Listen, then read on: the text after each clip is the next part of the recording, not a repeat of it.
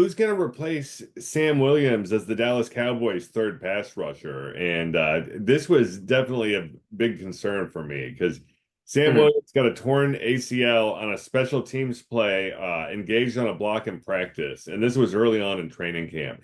He is out for the season, and his speed is definitely going to be missed. Mhm. He was third on the depth chart after Micah Parsons and Demarcus Lawrence, and both established starters and Pro Bowlers. Can he or will he return to his 2023 form in 2025? It's a chance, yeah. I think he can. Like I said, it's gonna take a little minute, a little process, but like I said, it's all is within his mental, How much are you working every day to get yourself closer to the season? Even if you can't at least you could come back in the middle of the season, you know what I'm saying? Never know. Just kind of getting yourself back in that place. Yeah, and there are people on the roster who are ready to play. There's Chauncey Golston, and he plays both defensive end, and he was recently converted to tackle last season. He's underrated, versatile. Do you think that this could translate to him having success with more time? Yeah, absolutely. That's just a few attributes he probably has, and honestly, I feel like he can definitely benefit for the Cowboys. You know what I mean, in different ways. So until he could come back, you know what I mean. So yeah, Yeah, there's also Marshawn Nealand, Cowboys' second round draft pick, most recently, and he's really quick for his size, and he's also larger than Sam Williams. And we've already heard him compared to Demarcus Lawrence, and he definitely stops the run with his 6'3", 280-pound frame. But do you well, think we'll see him have success in the pass rush too? yeah, I think so. Especially, hopefully, early on, maybe in the games. But no, he did. I think he will have success. We'll just have to see kind of how the Cowboy defense just reacts to everything and kind of if he can adapt to the defense. So Yeah, it's going to be interesting. And there's also some more new names on the Cowboys defense, some free agent additions. There's Eric Kendricks, who they got from the Vikings, and he's still got a lot of football left. And is definitely going to be an upgrade from the ever injured, now retired Leighton Vander Esch. yeah, And then there's Carl Lawson, who they got from the Jets. And just 2 years ago, he had 7 sacks with the Jets. And that's pretty impressive as a rotational piece. yeah, that is honestly. And they recently signed Joseph, and he started off as a Vikings defensive tackle with their now defensive coordinator, Mike Zimmer.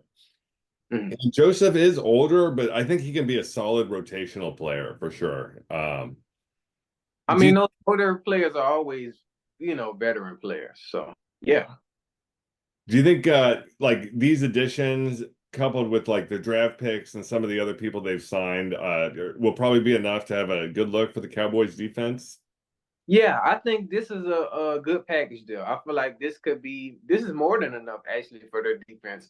Now we just have to see how can they adapt to their system and just like these rookie players can how they adapt to the players that have been in the league for a minute now. So that and then just coming together as a team for the Cowboys. So we'll just have to see, how the rotations go. Yeah, I've really loved what I've seen from the Cowboys defense so far in the preseason, and the offense haven't hasn't looked too terrible either. I'm really encouraged by what I've seen from Trey Lance, who, was 49ers number one pick years back, didn't get very much time, and then all of a sudden he's traded away to Dallas. But he's doing really well in the preseason so far. I don't think he has any interceptions so far in the preseason, which is impressive. Yeah. And there's Cooper Rush who has experience, but Trey Lance, he's got that speed and he's really careful with the football, avoiding those turnovers. Right. But I think he needs more experience, and that's hard to at number three. So maybe he is too reserved for the with the football. Mm. Who would you prefer if that goes down? The experience of Cooper Rush, or maybe what Trey Lance can bring as an athlete? Honestly, I usually would say Cooper Rush, but I'm gonna have to go with Trey Lance just because he's something new for the Cowboys as far as a backup quarterback. We know with Dak, he can get outside the pocket, but like you said, Trey Lance, he has that speed. So if he can't find anybody, he can get out there down the field. You know what I mean? He can make things happen. So that's something different that the Cowboys, it can be an advantage for them. So yeah, I would say him. Yeah, and definitely looking forward to what's in store for the Cowboys this upcoming season. So y'all let us know in the comments what you think. And Yeah, yeah. We'll keep you guys updated on him, who's gonna be the backup, and it's the Cowboys in general. And Dak, if he's gonna get a deal or not. We still waiting on that. So we'll keep you guys updated on that for sure. But before we get out of here, man, we got my last topic, my last final meal for y'all. J&J Sports coming to y'all with more in 2024.